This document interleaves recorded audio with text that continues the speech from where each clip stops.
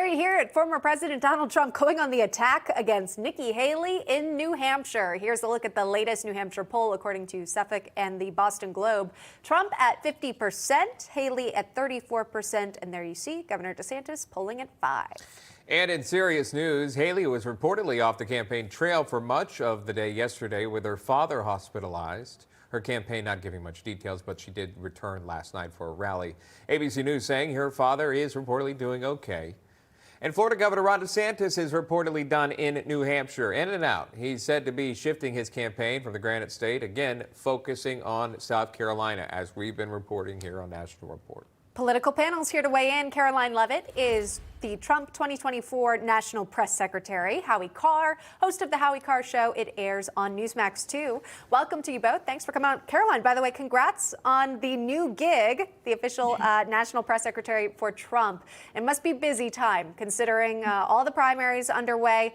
How does the former president view what's happening in New Hampshire? How much is at stake right now for him to do as well as he did in Iowa?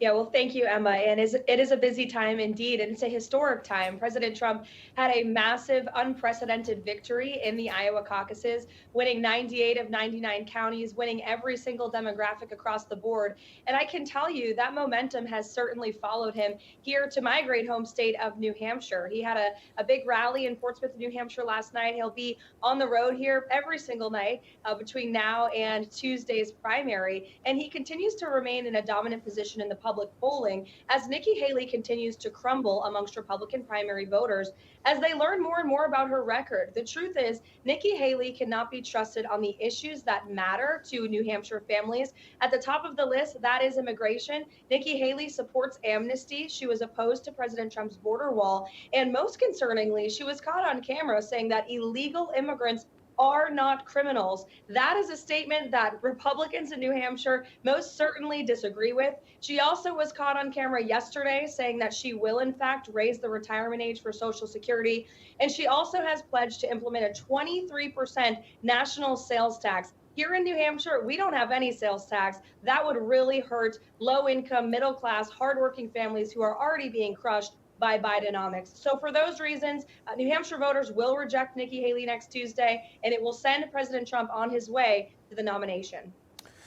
We were touting this earlier, this story about who would come in third place in terms of odds for president, Howie, and this may interest you. According to sportsbetting.com, Trump is now the even money favorite to become the next president. Joe Biden slightly behind. Take a look on your screen because the third person isn't Haley or, again, Ron DeSantis or maybe Newsom. Third choice is Michelle Obama at 9-1. And then Haley a long shot. DeSantis way down there. Kamala Harris. What do you make about this at sportsbetting.com, these odds that are shown here, Howie? Well, I think some people like to go with a long shot, and I don't see her in the mix. She just I don't think she has any interest in it. She's got too much money, and her life is too nice, and why would she want to deal with it? I think their new polling numbers just came out today on that Suffolk poll you were citing, and Trump is steady at 50%, and Nikki went up a couple of points, but she's still 14 points down. And I don't see, I'm just looking at the other numbers in this poll, and I don't see a lot of room for her to make up 14 points in 5 days. The second choice of the voters in New Hampshire was DeSantis, 37%, and Nikki had less than 10% as second choice. And of the Haley voters, and this is not going to surprise Karoline Leavitt at all, 45% are voting for Haley because they like Haley. 48% are voting for Haley because they don't like Trump. So this is just anti-Trump, and they're trying to get independent leaning or Democrat leaning independents to go over and vote in the Republican primary.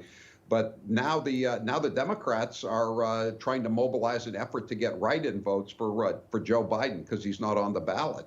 So that's going to cut into Haley's chances of pulling an upset here in 5 days. I just don't see it in the cards. That's true. Yeah, where are the independents going to go? Will they actually vote for Haley, or could they write in President Joe Biden? Interesting. Time will tell. Karoline Leavitt, Howie Carr, thanks so much for coming on today.